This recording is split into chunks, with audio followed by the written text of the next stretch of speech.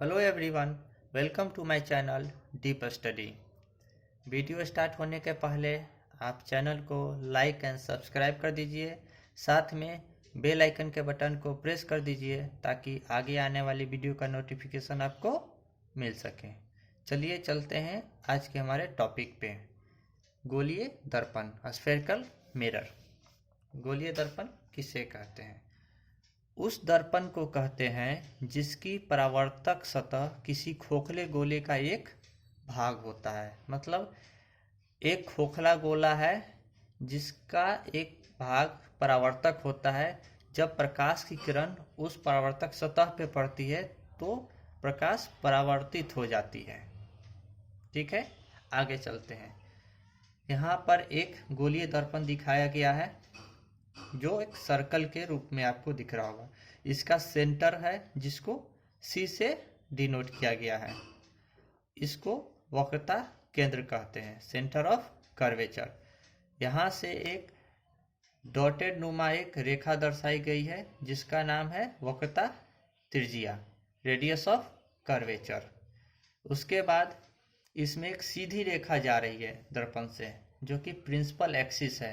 Principal axis या मुख्य अक्ष दर्पण के जिस बिंदु पर टच करती है उसे हम ध्रुव कहते हैं, पोल, जिसको P से डिनोट करते हैं। यहाँ पर दो जगह टच किया गया है, तो एक यहाँ पर पोल का निर्माण हो रहा है ध्रुव का, दूसरा यहाँ पर। ठीक है, अब यहाँ पर एक चीज और देखते हैं कि अगर इस दर्पण के अंदर वाले भाग में अगर कलई या सिलवट कर दिया जाता है तो इसे हम उत्तल दर्पण कहते हैं। तब इसका बाहरी सतह परावर्तक हो जाता है। अगर इसके बाहरी सतह को कलई कर दिया जाए या सिलवट कर दिया जाए तो अंदर वाली सतह परावर्तक हो जाता है। इसको हम अवतल दर्पण कहते हैं। जैसे यहाँ पर देख सकते हैं अवतल दर्पण, इसमें प्रकाश का परावर्तन दर्पण की भीतरी सतह से होती है। कहाँ से होती है? भीतरी सतह से होती है अवतल दर्पण में।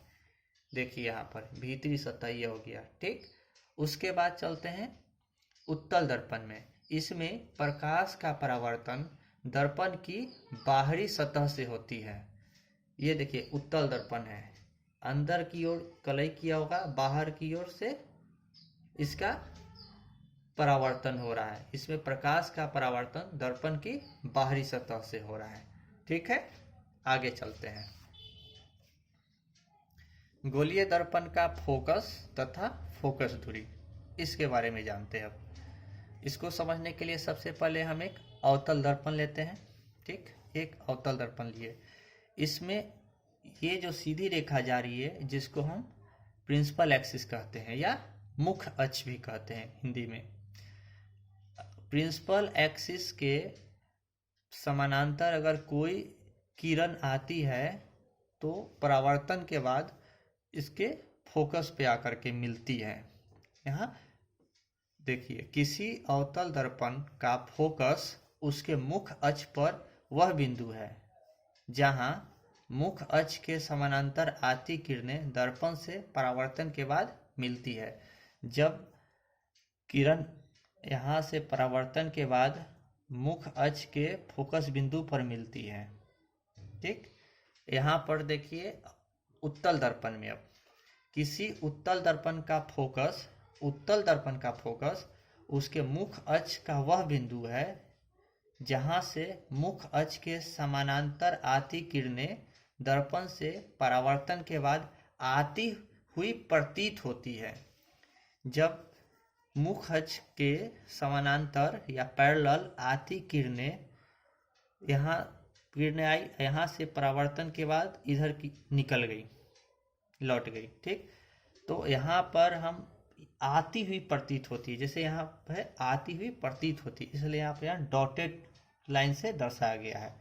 अब यहाँ से देखने में लगता है कि इसका फोकस इधर से आ रही है, इसलिए इसको डॉटेड लाइन से दर्शाया गया है। याद रखने वाली बात है कि अवतल दर्पण में मिलती है और उत्तल दर्पण में आती हुई प्रतीत होती है किरण। ठीक है, दूसरी बात कि फोकस और ध्रुव के बीच की दूरी को, इन दोनों के बीच की दूरी को फोकल लेंथ कहते हैं या फोकस दूरी कहते हैं। जैसे देखिए, फोकस F से दर्पण के ध्रुव P की दूरी को दर्पण का फोकस दूरी कहते हैं।